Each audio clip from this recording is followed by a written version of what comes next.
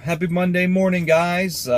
Quick little PSA. Make sure you get your taxes done. I believe tax day is tomorrow. My taxes has been done since like January. No big deal. I'm sure if you need any CPAs in the league, there's probably 25 of them. So maybe post something on the bottom if you need an extension, and maybe somebody can help you out. Let's get right down to it. Sunday softball fun day. We had some great games on the schedule. We'll start off with my team first. Aftermath versus Gentlemen's Club. We swept both games 18-4, 25-10. My guys started hitting the ball, hitting gaps, turning singles into doubles. It was a fun atmosphere for a while. And it was just an all-around great Sunday morning. Like I said, guys were hitting the ball real well. I was real happy with it. Defense was right there. Bossa and John might be the two best combo outfielders there.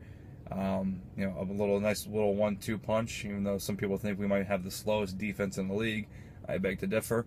Just ask Jared how his hand feels every time Rafiq throws the ball to him. Sadly, Joe had no balls hit to him at third base. He felt like he wasn't even playing the game, unfortunately. Bob pitched a much better game. Gentlemen's Club, Rami at second base had some crazy awesome plays at second base. Their pitcher, Joe, a very good pitcher, didn't walk, I think maybe only like one or two people. Their defense, while again the score doesn't reflect it, their defense has gotten better. Just need better defensive schemes. You can't let any team turn a single into a double because you're playing everybody 300 feet out there. So that's something you need to work on. But all around good game. Go right to the Channel 4 Decepticons game. Channel 4 sweeping 20-11, 25-3, two blowouts. Menser, Jay, Anad, Gable, pretty much had the pick of the litter just to crush balls all day long. Menser was turning routine ground balls past the infielders into triples, running around like a kid at a playground. Jay and Gabe were crushing balls into the outfield, hitting gaps. The reason they're hitting gaps was because Decepticons, and I don't like it, but they were playing a short outfielder, which really puts a lot of pressure on your three other outfielders. Having a guy play 15 feet behind your shortstop, I don't understand it, especially in slow pitch softball. But it's not my team to critique. I would just say you might want to scrap that because it just puts too much pressure on your outfielders to make up all the ground. So yeah, pretty quick games there. Not a lot to speak about. Just Channel 4, just like I said, came out and scored a lot of runs against a team that needs to work on it, and it's a team that's been out there before. Decepticons have to come together Friday, Saturday mornings, 2 hours before the game. You can't just hope that you're going to come to a ball game every single week and you're magically going to get better. You got to work on the routine things. You got to work on your pitching, which was actually really good. You got to work on your infielders. If your infielders can't catch a ball, you're going to have a tough time. If your outfielders have to run around all day long, they're going to get tired, they're going to have a bad time. You have to figure out something to get it under control before it's too late in the season where your season's already done. So get together, do something. We all you either have to recruit to get better or you have to work with what you have, but you can't just show up every single week and hope you're going to get better. You have to do something about it. So hopefully they can reach out and they can talk to some people. I do expect them to get better. Wolfpack versus Shaws in two great games, actually. Wolfpack was actually leading Shaws in game one. Shaws had to score, I believe, 4 runs in the bottom of the 7th to win that game. 13-4 win for Shaws, and then the second game, 15-7 for the Shaws.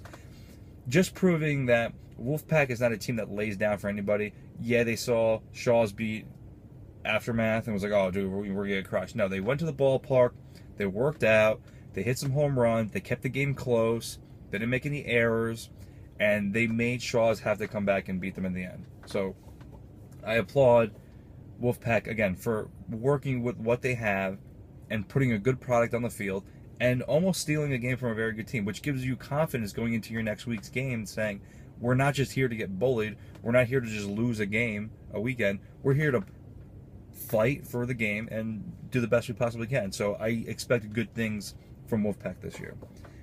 Where are you gonna go next? Let's go to SWAT versus Legends. I wasn't there for the game. I can only go by what I was told.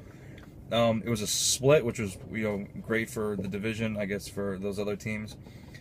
SWAT winning 13-10 and Legends winning 18-14. So balanced games. I can only imagine it was a very well played game. If anyone there has anything to comment on it to give us a little more insight, please do. I haven't seen the standings, the stats come out yet for it, but both solid teams. I mean, in a division where you can't fall too far behind too fast, SWAT splitting 1-1, Legends at 1-3. So I mean, it's early in the season to push any kind of panic buttons. Both teams have very good players. Like I said, I'm sure it was a great game to go out there and watch. Unfortunately, I couldn't be everywhere, sadly. But good job on the split, guys. Which brings me to probably, I would say, the game of the week, or the matchup of the week. Invictus versus Wild. Two teams from last year who were basically completely different from last year. Both teams lost a lot of players and had to recruit new players, which they did. Invictus picked out some younger talent, quick guys, very good fielding, hitting gaps. Wild went out there and picked up not only some sweet jerseys, but some players too. Their pitcher looked like he was throwing a 4-foot breaking curveball at some point. They got a short left. They have a left center fielder.